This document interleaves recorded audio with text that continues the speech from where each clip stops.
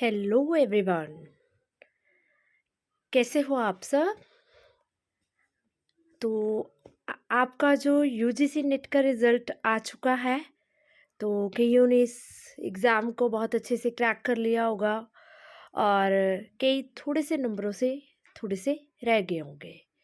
तो आज जो मैं इस वीडियो को आपके सामने इसलिए लेके आई हूँ कि इसमें हमारी जो स्टडी में जो रुकावटें आई हैं या किस रीज़न की वजह से हम लोग जो अपने एग्ज़ाम को क्रैक नहीं कर पाए हैं उसके बारे में हम डिटेल दे सकूं।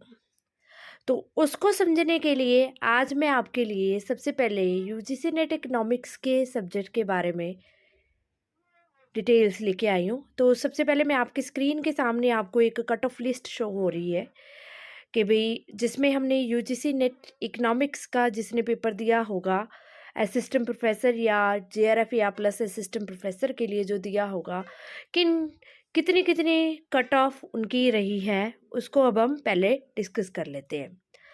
तो हमारा जो सब्जेक्ट इकोनॉमिक है, अगर हम लोग जनरल कैटेगरी में है या फिर अनरिजर्व्ड कैटेगरी में है तो उसकी कट ऑफ मार्क्स जो असिस्टेंट प्रोफेसर के लिए वो 194 रही है और 216 जो है वो रही है हमारी कट ऑफ मार्क्स जो है वो जेआरएफ असिस्टेंट प्रोफेसर के लिए। अगर हम ईडब्ल्यूएस कैटेगरी में आते हैं तो हमारी जो कट ऑफ है वो 174 के अराउंड रही है और जेआरएफ के लिए 206 के अराउंड।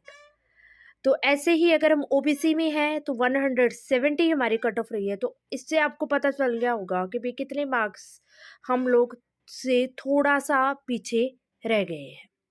तो ओबीसी के लिए कट ऑफ थी 170 और 200 जेआरएफ के लिए थी। अगर हम एससी कैटेगरी से बिलोंग करते हैं तो एससी कैटेगरी के लिए कट ऑफ रही है 154 और 182 जेआरएफ के लिए रही है। अगर एसटी कैटेगरी है तो 148 और 176 जो है वो assistant JRF plus assistant professor के लिए रही है। तो ऐसे ही पीडब्ल्यूडी एचआईयूआर ऐसे सारी कट ऑफ लिस्ट जो है पूरी शो की गई है हमारी जेआरएफ के लिए और असिस्टेंट प्रोफेसर के लिए। तो अगर हम 2 नंबर से भी पीछे रहे हैं या 1 नंबर से भी हम पीछे रहे हैं तो क्या हमारी कमियां रही है या किस रीज़न की वजह से हम लोग पीछे रहे हैं, तो उसको थोड़ा सा हम देख लेते हैं। तो पढ़ाई में हमारा हम लोग जो है मैनुअल नोट्स तो हम लोग पढ़ते ही हैं, ठीक है। मैनुअल नोट्स तो हम लोग अच्छे से क्रैक करते हैं जब हमारा एग्ज़ाम आता है।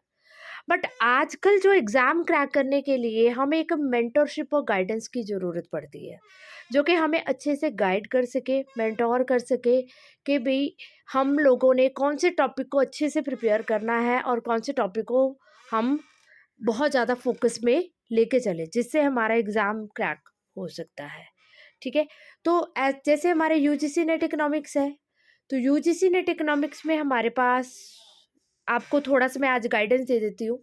यूजीसी नेट इकोनॉमिक्स अगर हमने जो एग्ज़ाम है उसको अगर हम क्रैक करना चाहते हैं, ठीक है, तो उस एग्ज़ाम को क्रैक करने के लिए तो सबसे पहले हम एक लिस्ट मैंने एक बनाई है जिसमें मैंने बुक्स कौन कौन सी बुक्स है उसको रिकमेंड किया है और यूनिट वाइज आपको डिटेल दिया है कि यूनिट वाइज जो है कि कौन कौन से हमारे सब्जेक्ट्स ज़्यादा इम्पॉर्टेंट हैं। तो जैसे हमारे पास 10 यूनिट्स होते हैं, ठीक है।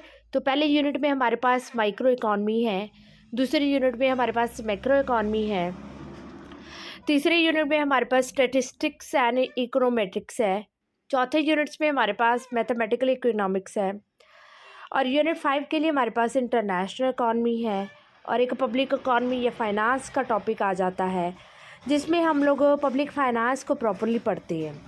फिर हमारा यूनिट 7 आ जाता है जो कि बैंकिंग एंड मनी का टॉपिक है। फिर उसके बाद हमारा टॉपिक यूनिट 8 जो ग्रोथ एंड डेवलपमेंट इकॉनमी का टॉपिक आ जाता है। फिर unit 9 environmental economy and demography का टॉपिक है और यूनिट 10 हमारा इंडियन इकॉनमी का टॉपिक है। तो ऐसे हमारे बहुत सारे 10 यूनिट्स इस हिसाब से हमारे बनाए गए हैं यूजीसी नेट इकोनॉमिक्स को क्रैक करने के लिए। तो ऐसे तो मैं कहूँगी कोई भी यूनिट इम्पोर्टेंट नहीं है, हर एक यूनिट अपनी जगह पे इम्पॉर्टेंट है, पर टॉपिक वाइज कौन सा यूनिट इम्पॉर्टेंट है वो आपको एक करेक्ट मेंटर और गाइडर ही आपको बता सकता है, ठीक है। तो इस लिस्ट में मैं आपको सिर्फ ये बता सकती हूँ कि कौन कौन सी आप बुक्स को रिकमेंड कर सकते हैं कि आप जिसके थ्रू अपनी स्टडी को और भी ज़्यादा अच्छे से बेटर कर सकते हैं। तो जैसे माइक्रो इकॉनमी के लिए हमारे पास बहुत अच्छी बुक्स हैं, प्रिंसिपल ऑफ माइक्रो इकॉनमी की, जो कि एच एल आहूजा की है। सेकंड बुक अगर आप रिकमेंड करना चाहते हैं तो हम principle micro economy principle and problems and policy से है, जो कि एमसी ग्रा हिल की सीरीज ऑफ इकॉनमी की बुक आ जाती है, उसमें हम क्रैक कर सकते हैं। तो ये दो बुक एच एल आहूजा की और एमसी ग्रा हिल की जो बुक है, it's a very very good books for the micro economy के लिए।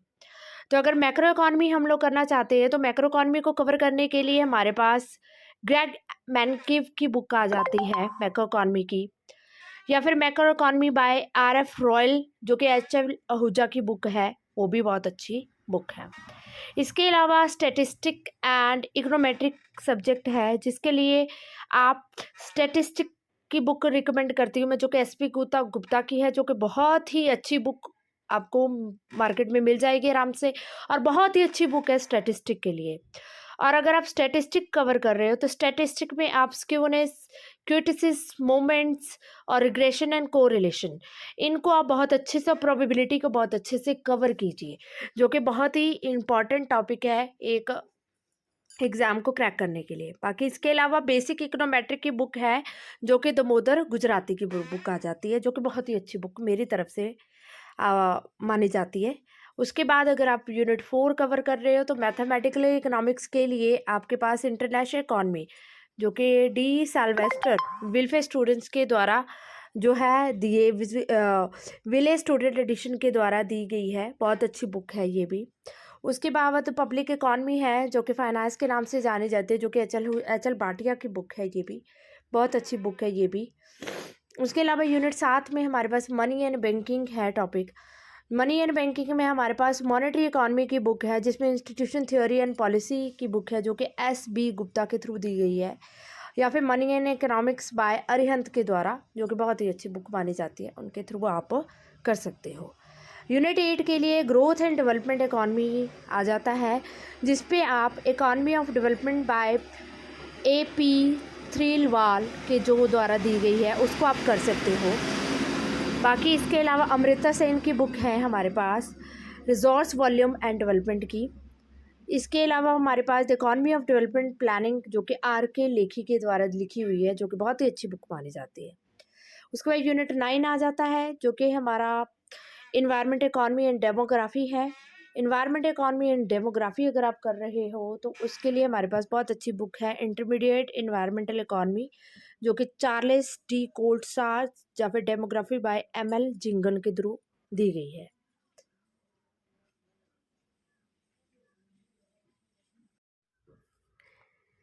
इसके अलावा यूनिट 10 में हमारे पास है इंडियन इकॉनमी, जिसके लिए इंडियन इकॉनमी की जो बुक है बाय वी के पुरी एंड एस के Mishra, it's a very very good books, आप इसको रिकमेंड कर सकते हो, ठीक है। So that is the books guidance from my side for preparing your UGC net examination. अब इसके अलावा अगर आप हमारी जो दिवाकर एजुकेशन हब में जो इकोनॉमिक की क्लासेस, ऑनलाइन क्लासेस जो है आप ज्वाइन कर सकते हो, जो कि जून ऑनवर्ड से स्टार्ट होगी 2020 जो आपकी है, ठीक है। फॉर आप वो सिर्फ वन टाइम चार्ज उसका देना पड़ेगा 2000 रुपीज़, ठीक है। तो आप वहाँ पे आप ज्वाइन कर सकते हो, आपको कंप्लीट आपको जो है वीडियो लेक्चर्स वहाँ पे प्रॉपरली मिलेंगे, रिकॉर्डेड कंप्लीट आपको वीडियो लेक्चर्स मिलेंगे, पूरे सब्जेक्ट्स आपका जो है सिलेबस से रिलेटेड, और आपको स्टडी नोट्स पेपर भी मिलेंगे आपको, फर्स्ट पेपर के और सेकंड पेपर के। और इसके अलावा ऑनलाइन टेस्ट सीरीज़ जो है वो भी आपको मिलेगी यूनिट वाइज। और अगर आपको कोई भी अगर डाउट भी अगर आप रह जाता है स्टडी मटेरियल में, ठीक है, तो आप चैट के थ्रू कभी भी आप अपने गाइडर से या मेंटोर से आप पूछ सकते हो, आपको प्रॉपरली आंसरिंग मिलेंगी। और प्रॉपर स्टडी प्लान कैसे आपने प्रॉपरली प्लानिंग करनी है अपने एग्ज़ाम को क्रैक करने के लिए, उसका भी आपको पूरा प्लान आपको मिलेगा। और आपको जेआरएफ क्वालिफाई करने के लिए आपको मेंटरशिप भी साथ साथ मिलेगी। ठीक है, so just go and join Diwakar education hub for your economic classes. ठीक है, and I am sure you will crack your exam in this way surely. Thank you.